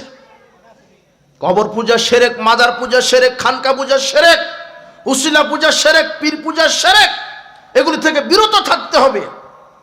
মাযহাবের দোহাই দিয়ে বিদাতি কারবার চলছে, অথচ কেউ ইমামদের বক্তব্য জানার বুঝার চেষ্টা করলো না। ইমাম আবু হানিফা রাহিমাহুল্লাহ কি বলেছেন, ইমাম শাফি, ইমাম মালিক, ইমাম আহমদ বিন হাম্বল রাহিমাহুল্লাহ তারা কি বলেছেন? আমি মাযহাবের দোহাই দিয়ে ইমামের নাম ভাঙিয়ে আমরা এমন আকীদা আমলের জন্ম দিয়েছি যে আকীদা আমলের সাথে সেই ইমামদের কোনো 5 পয়সা সম্পর্ক নেই। আপনি কোন মার্কা হানাফি? কেমন হানাফি? আপনি বলছেন আল্লাহ নিরাকার, অথচ ইমাম আবু হানিফা নিজেই বলেছেন আল ফিকুল আকবরের 66-67 আয়াতে ওয়ালাহু ইয়াদুন ওয়া ওয়াজহুন ওয়া নাফসুন কামা যাকারাহু তাআলা ফিল কোরআন। আল্লাহর হাত আছে, আল্লাহর পা আছে, আল্লাহর নফস আছে, যেমন তিনি কোরআনে উল্লেখ করেছেন। ইমাম আবু হানিফারও আকীদা আল্লাহর আকার আছে। তো আপনি যে বলছেন নিরাকার, ও বলছে নিরাকার, আবার ও বক্তব্যে বলছে যে ইমাম আবু হানিফা 99 বার আল্লাহকে দেখেছেন। তো নিরাকার তো দেখলো কি? কথা বুঝেননি মনে হয় কি করে? এভাবে ভ্রান্ত আকীদাগুলি সমাজে চালু আছে। আকীদা নষ্ট হলে তার ঈমান আমলের কোনো মূল্য থাকে না। তাই শয়তান ওহী নাজিল করে এক শ্রেণীর দালালদের মাধ্যমে মানুষের আকীদা আমলকে নষ্ট করে দিচ্ছে। যারা বলবে আল্লাহ নিরাকার, আল্লাহর আকার নেই, এরা কুফরি করবে। কেন? কোরআন মাজিদে আল্লাহ বলেছেন আল্লাহর আকারের কথা।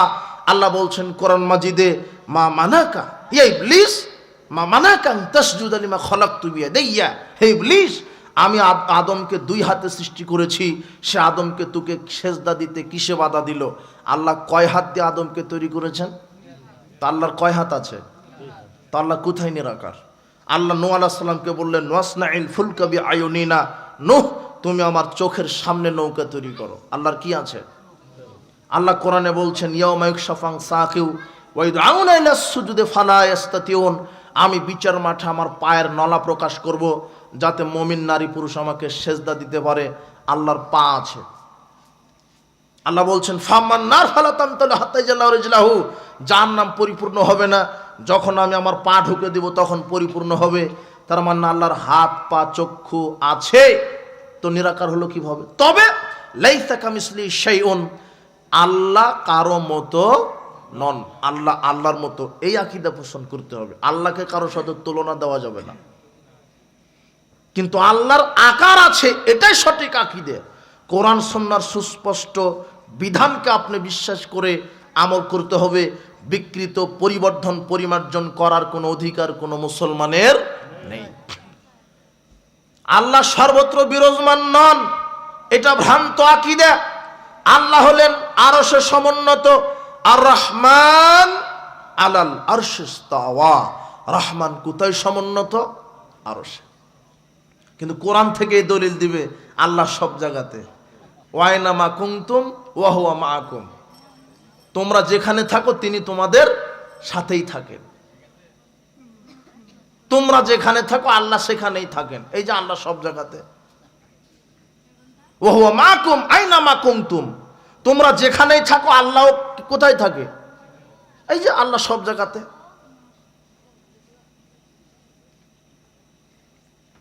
ওয়া নাহনু, একটা আয়াত আছে, আমি মানুষের সাহারগের অধিক নিকটে। তার মানে মানুষ, প্রত্যেকটা মানুষের। তা আসলে কি আল্লাহ যেখানে মানুষ থাকে সেখানে আল্লাহ থাকে মানে কি তিনি সত্তাগতভাবে আছেন? জি না। আল্লাহর ক্ষমতা, আল্লাহর দৃষ্টি, আপনার জ্ঞান সব জায়গাতে আছে। কি আল্লাহ আরশে আছে বলে এই কালিয়াকৈরের লোকদেরকে মনে হয় প্রচন্ড কুয়াশা আর অন্ধকারের কারণে দেখতে পান না, তাই না? তার দৃষ্টি এখানে আছে, কিন্তু তিনি সত্যগত সমুন্নত কোথায়? আরশে। এটা আল্লাহ বলে দিয়েছেন। ইমাম আবু হানিফা রাহিমাহুল্লাহ তিনিও বলছেন, আম্মান কালা লা আরিফু আম রব্বি ফিস সামাই আম ফিল আরদি ফাকাত কাফারা। ইমাম আবু হানিফা তিনি বলছেন, যদি কেউ বলে যে আমি জানি না আল্লাহ কোথায় আছে, আরশে না জমিনে, তাহলে সে কুফরি করলো। কি করলো? লিআন্নাল্লাহ ইয়াকুলু, কারণ আল্লাহ নিজেই বলেছেন আর রহমান আলাল আরশি ইস্তাওয়া ওয়া আরশু ফাওকা সাবআ সামাওয়াত, আর আরশ হচ্ছে 7 আকাশের উপরে। আল আরশ সাবআ সামাওয়াত, ইমাম আবু হানিফা বলছেন আরশ হচ্ছে 7 আকাশের উপরে, আর তিনি হচ্ছেন আরশের উপরে সমুন্নত। আল্লাহ সত্তাগতভাবে সর্বত্র বিরাজমান নন। আকীদাকে বিশুদ্ধ করুন। কোরআন হাদিস থেকে এক শ্রেণীর মাওলানা সাহেব ভ্রান্ত আকীদার বক্তব্য দিয়ে আপনার ঈমান আমলকে নষ্ট করছে। মুহাম্মদ সাল্লাল্লাহু আলাইহি সাল্লাম সম্পর্কে ভ্রান্ত আকীদার জন্ম দিয়েছে এক শ্রেণীর হুজুরেরা। তারা বলছে মুহাম্মদ সাল্লাল্লাহু আলাইহি সাল্লামকে হায়াতুন নবী বলা, মৃত নবী বলা যাবে না, বলতে হবে জিন্দা নবী, মানে তিনি মারা যাননি। তো তিনি মারা যাননি তো কোথায় আছে, কিভাবে আছে, তার ক্ষমতা কিভাবে বুঝতে পারছেন? আশ্চর্য কথা। হায়াতুন নবীতে বিশ্বাসী, জি না, মুহাম্মদ সাল্লাল্লাহু আলাইহি সাল্লাম মারা গেছেন, এটাই সঠিক আকীদা। সহিহ বুখারীর 4446 হাদিসে বলছেন, আয়েশা রাদিয়াল্লাহু তাআলা আনহা বলছেন যে মাতান নবী সাল্লাল্লাহু আলাইহি ওয়াসাল্লাম ওয়া ইন্নাহু লাবাইনা হাকিতানে ওয়া যাকিতানে, মুহাম্মদ সাল্লাল্লাহু আলাইহি ওয়াসাল্লাম আমার থুতনি এবং চিবুকের মাঝে মাথা রেখে মারা গিয়েছেন। তিনি কি হয়ে গেছেন? মারা গিয়েছেন। এক শ্রেণীর আলেম ওলামা, সাধারণ মানুষের এটা ভ্রান্ত আকীদা যে মুহাম্মদ সাল্লাল্লাহু আলাইহি ওয়াসাল্লামকে জিন্দা নবী বলতে হবে, মৃত নবী বলা যাবে না। তিনি কবরে জীবিত থেকে মানুষের উপকার করতে পারেন, ক্ষমতা রাখে। জি না, মানুষের উপকার অপকার করার ক্ষমতা কার? আল্লাহ, কোনো নবীর নয়, কোনো পীরের নয়। এটা ভ্রান্ত আকীদা আপনার। মুহাম্মদ সাল্লাল্লাহু আলাইহি ওয়াসাল্লাম মারা গেছেন, তো একটা হাদিস দিবে যে ওই নবীকে সালাম দিলে সালামের জবাব রাসূল সাল্লাল্লাহু আলাইহি ওয়াসাল্লাম নেন, এই হাদিসটা ঠিক আছে। তো মৃত থাকলে আবার জবাব কিভাবে দেন?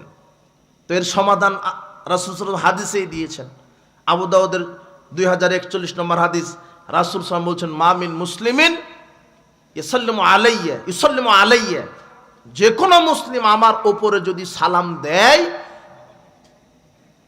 ইল্লা রাদ্দাল্লাহু আলাইয়া রূহি, আল্লাহ তখন আমার দেহে রূহ ফেরত পাঠান। সুবহানাল্লাহ।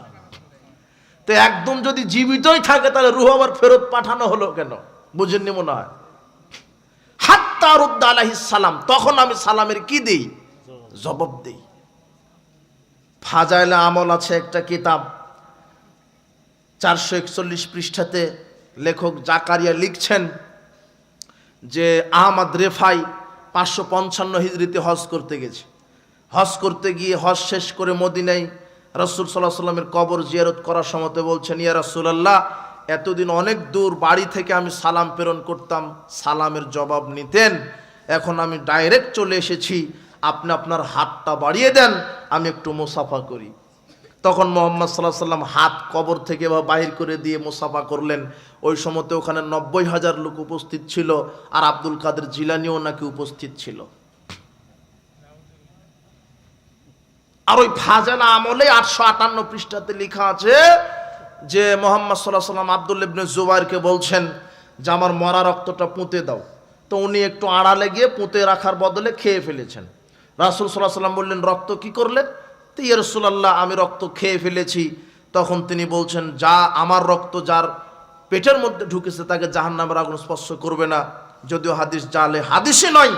তো এই বক্তব্য তিনি লেখক জাকারিয়া লেখার পরে নিচে আবার তিনি নিজের পক্ষ থেকে লিখছেন, যেহেতু রাসূল সাল্লাল্লাহু আলাইহি ওয়াসাল্লামের রক্ত খাওয়া জায়েজ, সেহেতু রাসূল সাল্লাল্লাহু আলাইহি ওয়াসাল্লামের পেশাব পায়খানা খাওয়াও জায়েজ।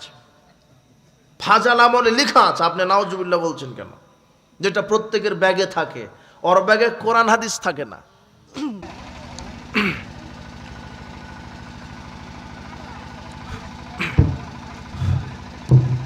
আলহামদুলিল্লাহ।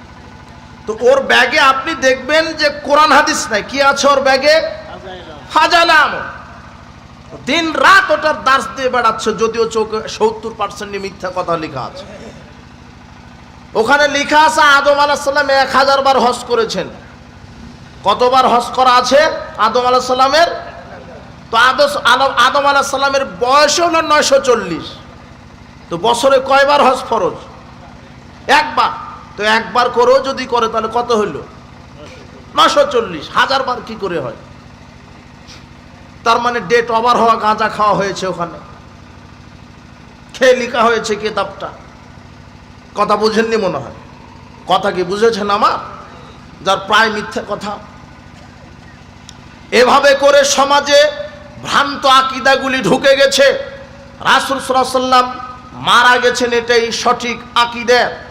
এরপরে বলছে রাসূল সাল্লাল্লাহু আলাইহি ওয়াসাল্লাম সম্পর্কে ভ্রান্ত আকীদা, রাসূল সাল্লাল্লাহু আলাইহি ওয়াসাল্লাম গায়েব জানেন। জিনা, যেটা আলোচনা হয়ে গেছে। রাসূল সাল্লাল্লাহু আলাইহি ওয়াসাল্লাম কেন পৃথিবীর কোনো নবী, কোনো আলেম, কোনো পীর মাওলানা কারো গায়েব জানা নাই। গায়েবের চাবি সমূহ কার হাতে? আল্লাহর হাতে। এরপরে ভ্রান্ত আকীদা সমাজে চালু আছে যে মুহাম্মদ সাল্লাল্লাহু আলাইহি ওয়াসাল্লামকে সৃষ্টি না করলে আল্লাহ কিছুই সৃষ্টি করতেন না। এটা ভ্রান্ত আকীদা, এটা কুফরি আকীদা। আল্লাহর সৃষ্টিতে শর্ত জুড়ে দেওয়া হলো। কিছু বুঝতে পারেন আপনি? আল্লাহর সৃষ্টিতে আপনি কোনো শর্ত দিতে পারবেন যে মুহাম্মদ সাল্লাল্লাহু আলাইহি ওয়াসাল্লামকে সৃষ্টি না করলে আল্লাহ কিছুই সৃষ্টি করতো না? আল্লাহকে খাটো করা হলো না? কথা বুঝেননি মনে হয়। আর আল্লাহ একচ্ছত্র ক্ষমতার অধিকারী, মুহাম্মদ সাল্লাল্লাহু আলাইহি ওয়াসাল্লাম মানুষ, তিনি হচ্ছেন মাখলুক, আর আল্লাহ হচ্ছেন খালেক। আল্লাহ হচ্ছেন স্রষ্টা, আর মুহাম্মদ সাল্লাল্লাহু আলাইহি ওয়াসাল্লাম হলো সৃষ্টি। একটা সৃষ্টির জন্য আল্লাহ সুবহানাহু ওয়া তাআলা অন্যান্য সৃষ্টি করবেন না, এটা আল্লাহর মর্যাদাকে কি করা হলো? আপনার খাটো করা হলো। লাউলাকা লামা খালাকতুল আফলাক। আল্লাহ বলছেন, আমি যদি তোমাকে সৃষ্টি না করতাম কিছুই সৃষ্টি করতাম না। অথচ একেবারে জাল একটা কথা। আমি যদি তোমাকে সৃষ্টি না করতাম জান্নাত জাহান্নাম সৃষ্টি করতাম না, দুনিয়া সৃষ্টি করতাম না। একেবারে এটা মিথ্যা কথা। আদম আলাইহিস সালাম যখন ভুল করলেন তখন বললেন, আল্লাহ আমি মুহাম্মাদের উসিলায় ক্ষমা চাচ্ছি। তখন আল্লাহ বললেন, মুহাম্মাদকে তুমি কিভাবে চিনো? তখন আদম বলছে, আমাকে যখন আপনি রূহ দিলেন তখনই দেখি আরশের পায়ার গায়ে লেখা আছে লা ইলাহা ইল্লাল্লাহ মুহাম্মদ রাসূলুল্লাহ।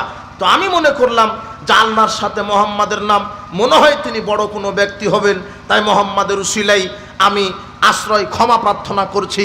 তখন আল্লাহ বলছেন, হ্যাঁ মুহাম্মদ দামি মানুষ, তার উসিলা ছাড়া যদি তাকে বাদ দিয়ে যদি আমার কাছে ক্ষমা প্রার্থনা করতে তাহলে ক্ষমা করতাম না। তুমি মুহাম্মাদের উসিলাই ক্ষমা চেয়েছ, তাই আমি তোমাকে ক্ষমা করেছি। এখন যদি কোনো হাজী সাহেব ওই মক্কাতে হজ করে মুহাম্মদ সাল্লাল্লাহু আলাইহি ওয়াসাল্লামের উসিলায় আল্লাহর কাছে ক্ষমা চান, তাহলে সে মুশরিক। বুঝেননি মনে হয় কথা? মুহাম্মদ সাল্লাল্লাহু আলাইহি ওয়াসাল্লামের ক্ষমতা নাই কাউকে পাপ ক্ষমা করার। বোঝা যায়নি মনে হয়? একমাত্র মানুষের পাপকে ক্ষমা করতে পারে আল্লাহ। আমাদের দেশের এই মুরিদদের আকীদা আল্লাহ হেদায়েত দিতে পারে, পীর হেদায়েত দিতে পারে? জি না। পীর কেন? পৃথিবীর কোন নবীদের ক্ষমতা হয়নি তার উম্মতদেরকে হেদায়েত দেওয়ার। নূহ আলাইহিস সালাম তার ছেলেদেরকে হেদায়েত দিতে পারেনি, তার ছেলেকে হেদায়েত দিতে পারেনি।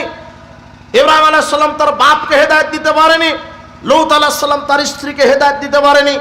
সর্বশ্রেষ্ঠ মানুষ, সবচেয়ে ভদ্র মানুষ, নম্র মানুষ, সবচেয়ে তাকওয়াশীল পরহেজগার মানুষ, সবচেয়ে দামি মানুষ আকাশের নিচে জমিনের উপরে, যার নাম মুহাম্মদ সাল্লাল্লাহু আলাইহি সাল্লাম, তিনি তার আপন চাচাকে হেদায়েত দিতে পারেনি। তার আপন চাচাকে মৃত্যুর সময় বললেন, ইয়া আম্মি কুল লা ইলাহা ইল্লাল্লাহ, আপনি শুধু একবার বলেন লা ইলাহা ইল্লাল্লাহ আশহাদু লাকা ইনদাল্লাহ, আমি আল্লাহর কাছে সাক্ষ্য দিব যে আল্লাহ আমার চাচা কালেমা তয়্যিবা পাঠ করেছে, কাজেই আমার চাচাকে জান্নাত দিতে হবে। চাচা একটা বার বলেন, বলে মারা যান। কিভাবে জান্নাতে নিয়ে যাওয়া লাগে আমি দেখবো, আল্লাহর কাছে সুপারিশ করব। আল্লাহ সুবহানাহু ওয়া তাআলা সূরা কাসাসের 56 নম্বর আয়াত সঙ্গে সঙ্গে নাজিল করে বলছেন, ইন্নাকা লা তাহদি মান আহবাবতা, মুহাম্মদ সাল্লাল্লাহু আলাইহি সাল্লাম, তুমি তোমার চাচাকে খুব ভালোবাসো, তাই না? খুব ভালোবাসো বলেই তুমি কি হেদায়েত দিবে? ওয়ালাকিন্নাল্লাহ ইয়াহদি মান ইয়াশা, হেদায়েতের একচ্ছত্র পাওয়ার আমি আল্লাহর হাতে। মুহাম্মদ সাল্লাল্লাহু আলাইহি সাল্লামের যেখানে ক্ষমতা নাই তার চাচাকে, তার উম্মতকে হেদায়েত দেওয়ার, সেখানে পীরের মুরিদ হলে পীর হেদায়েত দিয়ে জান্নাত দিবে, এটা ইসলামের সবচেয়ে বড় প্রতারণার ভণ্ডামি ছাড়া কিছুই নয়। সবচেয়ে বড় প্রতারণা, ভণ্ডামি। জীবিত পীর মৃত পীরের কোনো ক্ষমতা নেই। আপনাকে ভুল বোঝানো হয়েছে। আপনার সালাত, সিয়াম, হজ, যাকাত, তাসবিহ, তাহলিল, প্রার্থনা, দোয়া, আশা, ভরসা, কামনা, মানত, কুরবানি, দান, সদকা, আপনার প্রার্থনা সবকিছু আল্লাহর জন্য করতে হবে। আল্লাহ বিপদ দিতে পারে, আল্লাহ বিপদ থেকে বাঁচাতে পারে। আল্লাহ কাউকে সন্তান দিতে পারে, কাউকে শুধু ছেলে দিতে পারে, কাউকে শুধু মেয়ে দিতে পারে, কাউকে ছেলে মেয়ে উভয় দিতে পারে, কাউকে ছেলে মেয়ে কিছুই দিতে পারে না, বন্ধা করে রাখে। এই ক্ষমতা কার? সারা পৃথিবীর যত পীর আছে, জীবিত আর বিগত যারা মারা গেছে, সবাই যদি এখন পৃথিবীতে আসে, সারা পৃথিবীর সব জীবিত পীর আর মৃত পীর সবাই যদি একত্রিত হয়ে প্রচেষ্টা চালায়, আপনার একটা সাদা চুলকে কালো করার ক্ষমতা রাখে না। বুঝেননি কথা? তো আপনার কি উপকার করতে পারে? আর আল্লাহ যদি বলে যে তোর মাথাতে চুলই রাখবো না, তো ওটি পারেন না? এই যুবক শোনো, তোমার বিপদ যত বড়ই হোক, আল্লাহর সাহায্য তার চাইতে অনেক অনেক অনেক বড়। ওই যে 3 জন ব্যক্তি গর্তে আটকা গেছিল, তুমি হাদিস শুনেছ, তো ওরা কোনো খাজা বাবার উসিলায় সাহায্য প্রার্থনা করেনি, সরাসরি কাকে ডেকেছে? একজন বলল, আল্লাহ আমি আমার পিতা মাতার খেদমত করেছি, পাথর সরিয়ে দেন। আল্লাহ পাথর একটু সরিয়ে দিলেন। আর একজন বলছে, আল্লাহ আমার চাচাতো বোন ছিল, আমি জেনায় লিপ্ত হতে চেয়েছিলাম, কিন্তু আমি তোমাকে ভয় করেছি, যেহেতু তোমাকে খুশি করার জন্য জেনা করিনি, পাথর সরিয়ে দেন। তৃতীয় জন বলল, আল্লাহ আমি একজন মানুষকে কামলা নিয়েছিলাম, তাকে পূর্ণ পারিশ্রমিক দিয়েছি, আরও বেশি দিয়েছি, তোমাকে খুশি করার জন্য পাথর সরিয়ে দেন। এই যে 3 জন ব্যক্তি আল্লাহর কাছে সাহায্য চেয়েছে, কোনো ওলিয়া উলিয়া গাউস কুতুব পীরের কাছে নয়, আল্লাহ এদের পাথর সরিয়ে দিয়ে এদেরকে গর্ত থেকে মুক্তি দান করেছিলেন। তো সে আল্লাহ নাই? সারা আলাইহিস সালাম আল্লাহর কাছে প্রার্থনা করেছিলেন, কোনো পীরের কাছে নয়। উপস্থিত বৈঠকের মুসলিম দিনী ভাই বোন, আকীদা বিশুদ্ধ করেন। মুহাম্মদ সাল্লাল্লাহু আলাইহি সাল্লাম হায়াতুন নবী এটা নয়, তিনি মারা গেছেন এটাই ঠিক। মুহাম্মদ সাল্লাল্লাহু আলাইহি সাল্লাম গায়েব জানেন না, আল্লাহ গায়েব জানেন। পীরের আস্তানায় মানত করলে, মাজারে মানত করলে বালা মুসিবত দূর হয়ে যায়, এটা ভ্রান্ত আকীদা। বালা মুসিবত দিতে পারে আল্লাহ, বালা মুসিবত কাটিয়ে দিতে পারে আল্লাহ। এগুলি আকীদা থেকে, আপনাকে ভ্রান্ত আকীদা থেকে ফিরে আসতে হবে। উপস্থিত বৈঠকের মুসলিম দিনী ভাই বোন, এগুলি বড় বড় শিরক। কবর পূজা শিরক, মাজার পূজা শিরক, খানকা পূজা শিরক, পীর পূজা শিরক, উসিলা পূজা শিরক। যেটা সমাজে বেশি বেশি চালু আছে এগুলি মাজার ভক্তি, পীরের মুরিদ হওয়া। এগুলি থেকে ফিরে আসেন, খালেস অন্তরে তাওহীদে বিশ্বাসী হয়ে আল্লাহর কাছে প্রার্থনা করেন, আল্লাহর নিকটে ইবাদত করেন, আল্লাহর জন্য জান্নাত হবে ইনশাআল্লাহ। তাবিজ ঝুলানো শিরক। আল্লাহর নবী বলছেন, মান আল্লাকা তামিমা ফাকাদ আশরাকা, যে ব্যক্তি তাবিজ ঝুলালো সে শিরক করলো, যে ব্যক্তি তাবিজ ঝুলালো সে শিরক করলো। আজকে তাবিজ খুলে ফেলান। উপস্থিত বৈঠকের মুসলিম দিনী ভাই বোন, আপনার আকীদাকে বিশুদ্ধ করুন। এরপর আপনাকে যেটা বলতে চাচ্ছি যে মাযহাবের দোহাই দিয়ে আপনি ভ্রান্ত আকীদা বা ভ্রান্ত আমলে বিশ্বাসী হবেন না। চার মাযহাবের চার ইমামই কোরআন সুন্নাহ মেনে চলতে বলেছেন। ইমাম আবু হানিফা রাহিমাহুল্লাহ বলছেন, লা ইয়াহিল্লু লিআহাদিন আইয়াখুযা বিকাউলিনা মা লাম ইয়ালাম মিন আইনা খাজনাহু। কোনো মানুষের জন্য এটা বৈধ নয় ততক্ষণ আমার কথা গ্রহণ করা, যতক্ষণ না সে নিশ্চিত হয় যে আমার কথা সঠিক না ব্যাঠিক, আমার কথা কোরআন সুন্নাহ থেকে মিলেছে কিনা। আমি আবু হানিফার কথা যদি কোরআন সুন্নাহ থেকে মিলে যায় তাহলে মেনে চলো, আর যদি কোরআন সুন্নাহর উল্টা যায় তাহলে আমার কথা মেনে চলা লাগবে না। এটা কে বলছেন? ইমাম আবু হানিফা। ইমাম মালিক বলছেন, ইন্নামা আনা বাশার, আমি একজন মানুষ, উখতি ওয়া উসিবু, আমি ভুল করি সঠিকও করি। ফানজুরু ফির রায়, কাজে আমার রায়কে তোমরা তদন্ত করো, আমার বক্তব্য আমার কথাকে তোমরা তদন্ত করো। ফাইন ওয়াফাকাল কিতাব ওয়াস সুন্নাহ, যদি আমার কথা কোরআন সুন্নাহ দ্বারা মিলে যায় ফাখুযুহু, গ্রহণ করো। ওয়া মা লাম ইউফিকহুমা, আর যদি আমি ইমাম মালিকের কথা কোরআন সুন্নাহর উল্টা চলে যাই ফাতরুকুহু, তাহলে বর্জন করো। তাহলে ইমাম মালিকও আপনাকে কোনটা মানতে বললেন?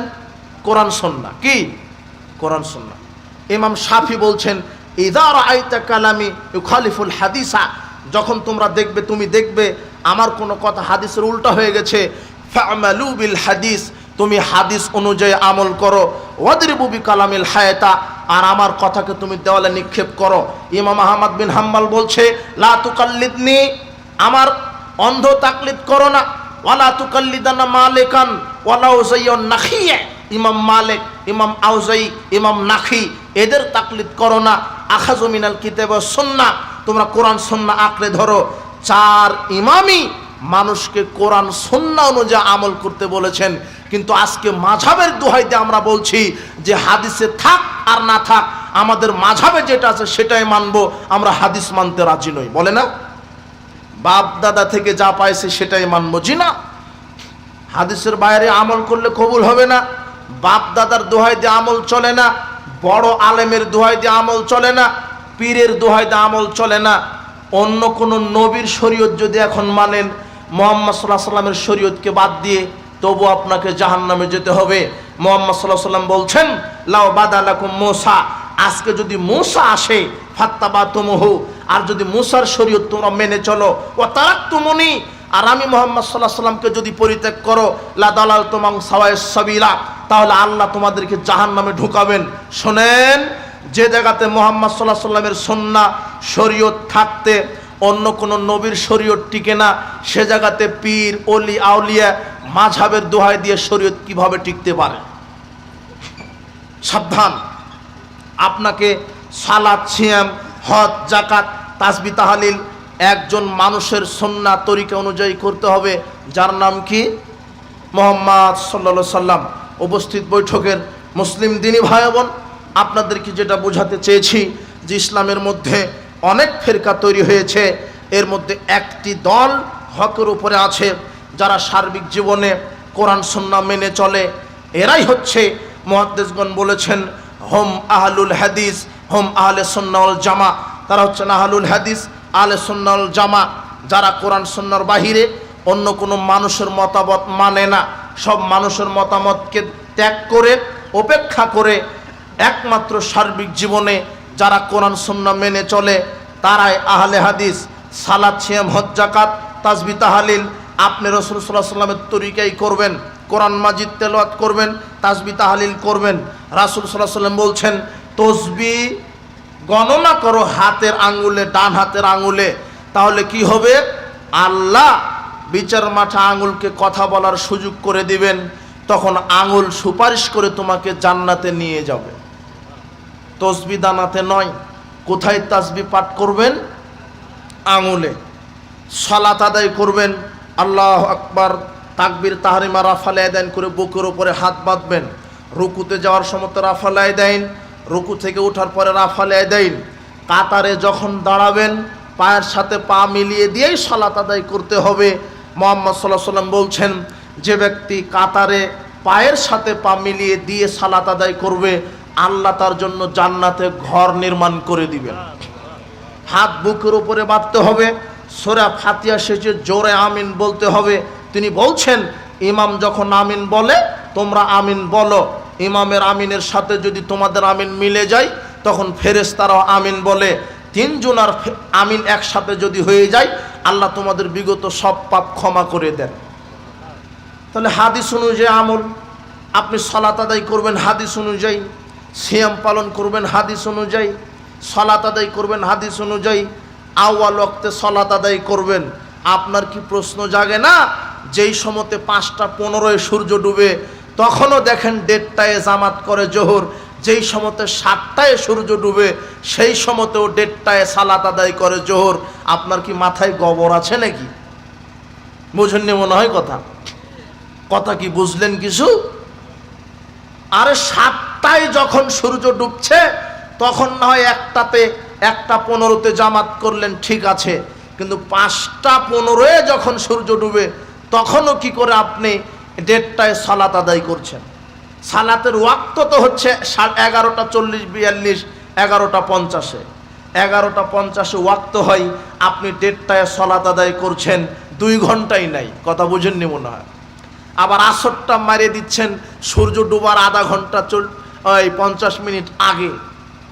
তার মানে এর আকীদা যে 5টায় আসর হচ্ছে, তার মানে 5টা পর্যন্ত জোহরের ওয়াক্ত আছে। অনেক মানুষের আকীদা। তাই আপনার ঘরের স্ত্রী, আপনি নিজেও 5টা পর্যন্ত জোহর পড়ছেন, পড়ার পরে 5টার সময় আসরের জামাত আদায় করছেন, অথচ জোহরের ওয়াক্ত কখন শেষ হয়েছে আপনার এদিকে খেয়াল নেই। সাবধান, ওয়াক্ত মতো আওয়াল ওয়াক্তে সালাত আদায় করবেন। ওয়াক্ত মতো সালাত আদায় আল্লাহর নিকটে শ্রেষ্ঠ ইবাদত। উপস্থিত বৈঠকের মুসলিম দিনী ভাই বোন, সালাত, সিয়াম, হজ, যাকাত সব রাসূল সাল্লাল্লাহু আলাইহি সাল্লামের তরিকায় করতে হবে। তাসবিহ, তাহলিল, কোরআন মাজিদ তেলাওয়াত, সালাত মাযহাবের দোহাই দিয়ে নয়। আমরা 4 ইমামকেই মানি। কেন? 4 ইমামই কোরআন সুন্নাহ বলতে বলেছেন, মানতে বলেছেন। 4 ইমামকে মানি আমরা ততক্ষণ যতক্ষণ তাদের কথা কোরআন সুন্নাহ অনুযায়ী। আচ্ছা ভাই, একটা তো প্রশ্ন থেকে যায় যে কিভাবে কি করে 4 ইমামের নামে মাযহাব তৈরি হলো, কখন তৈরি হলো, কে তৈরি করলো? কেউ গবেষণা করে না। বলেন তো, ইমাম আবু হানিফা, ইমাম শাফি, ইমাম মালিক, ইমাম আহমদ বিন হাম্বল, এদের ওপরে কি কোরআন অবতীর্ণ হয়েছে? কার ওপরে? তাহলে এই 4 জন আগে এসেছে না মুহাম্মদ সাল্লাল্লাহু আলাইহি ওয়াসাল্লাম? এই 4 জন আগে এসেছে না আবু বকর, ওমর, উসমান, আলী? এই 4 জন আগে এসেছে। আপনার মাথায় কি একটু প্রশ্ন আসে না, মাযহাব যদি তৈরি হওয়া লাগে তাহলে 4 খলিফার নামে 4টা মাযহাব হলো না কেন? বোঝা যায়নি মনে হয়। আবু বকরি মাযহাব, ওমরি মাযহাব, ওসমানী মাযহাব, আলী মাযহাব, কিন্তু আবু হানিফার নামে মাযহাব হলো কেন? না এরা নবী, না এরা সাহাবী, এরা কেউ না, বড় বড় বিদ্বান। এদের মতো আরো অনেক বড় বড় বিদ্বান আছে। শুধু 4 জনের নামে মাযহাব তৈরি হলো কেন? কে তৈরি করলো? ইমাম আবু হানিফা মারা গেছে 150 হিজরিতে, ইমাম মালিক মারা গেছে 193 হিজরিতে, ইমাম শাফি মারা গেছে 204 হিজরিতে, ইমাম আহমদ বিন হাম্বল মারা গেছে 241 হিজরিতে। 241 হিজরি যখন, তখন 4 ইমামই কোথায়? কবরে। হিসাব মনে হয় বোঝেননি, শুধু গতিতে বক্তব্য শুনছেন নাকি? যখন 241 হিজরি তখন 4 ইমাম কোথায়? আর হাফেজ ইবনুল কাইয়িম রাহিমাহুল্লাহ বলছেন, ইন্নামা হাদাসাত হাযিল বিদআ ফিল কারনির রাবিল মাজমুম। এই 4 মাযহাব তৈরি হয়েছে 400 হিজরি নিন্দিত 4th শতাব্দী হিজরি 400 হিজরিতে। 241 হিজরি সব ইমাম মারা গেছে, আর তাদের নামে মাযহাব তৈরি হলো 400 হিজরিতে। নিঃসন্দেহে ইমামেরা তাদের নামে মাযহাব তৈরি করেন নাই। 241 থেকে 400 হতে 159 বছর লাগে। ইমামগণ মারা যাওয়ারও 159 বছর পরে তাদের নামে কি তৈরি হয়েছে? মাযহাব। আর ইমাম আবু হানিফা, ইমাম শাফি, এদের নামে, এদের নাম ভাঙে আমরা যে আকীদা আমল চালু করেছি, এই আকীদা আমলের সাথে ইমামগণের কোনো 5 পয়সা সম্পর্ক নাই। বাস, আপনার তো এটা মাথায় ধরার কথা। ইমাম আবু হানিফার মাযহাব কেন? আবু বকরই মাযহাব হতে পারে, হতো না? ইমাম আবু হানিফা আগে না আবু বকর আগে? ইমাম আবু হানিফা সাহাবী না আবু বকর সাহাবী? তা আপনি কি করে বলছেন আমি হানাফি? আশ্চর্য কথা। আপনি হানাফি কি করে? আপনি মুহাম্মাদি, আপনার নবী তো মুহাম্মদ। কবরে জিজ্ঞাসা করা হবে না মা ইমামুকা, তোমার ইমামকে, তখন আপনি বলবেন ইমামে আবু হানিফা। এটা নয়, বলা হবে মান নাবিউকা, তোমার নবীকে। আশ্চর্য কথা। আপনি ইমাম আবু হানিফার নাম দিয়ে পার হয়ে চলে যাওয়ার চেষ্টা করছেন কেন? ইমাম আবু হানিফা যদি বিচার মাঠে বলে যে না আমি মাযহাব তৈরি করিনি, আমাকে মানতেও বলিনি, সেদিন আপনাকে কে ঠেকাবে? অযথা আপনি মাযহাবের দোহাই দিয়ে ধর্মকে বিকৃত করছেন। সালাতে জোরে আমিন বলতে হবে, এটাই চূড়ান্ত। পায়ের সাথে পা মিলিয়ে দাঁড়াতে হবে, এটাই চূড়ান্ত। রাফালে আদান করতে হবে, এটাই চূড়ান্ত। বুকের উপরে হাত বাঁধতে হবে, এটাই চূড়ান্ত। লা সালাতা লিমান লাম ইয়াকরা বিফাতিহাতিল কিতাব, যেই ব্যক্তি সূরা ফাতিহা পড়ে না সালাতে, তার সালাত হয় না। এটা মুহাম্মদ সাল্লাল্লাহু আলাইহি ওয়াসাল্লামের কথা। আপনি ইমাম আবু হানিফার দোহাই দিয়ে ফাতিহা পড়া বন্ধ করবেন মানে আপনার কে সাহস দিয়েছে? ইমাম আবু হানিফা আগে না মুহাম্মদ সাল্লাল্লাহু আলাইহি ওয়াসাল্লাম আগে? ইমাম আবু হানিফাকে আপনি প্রাধান্য দিচ্ছেন কেন?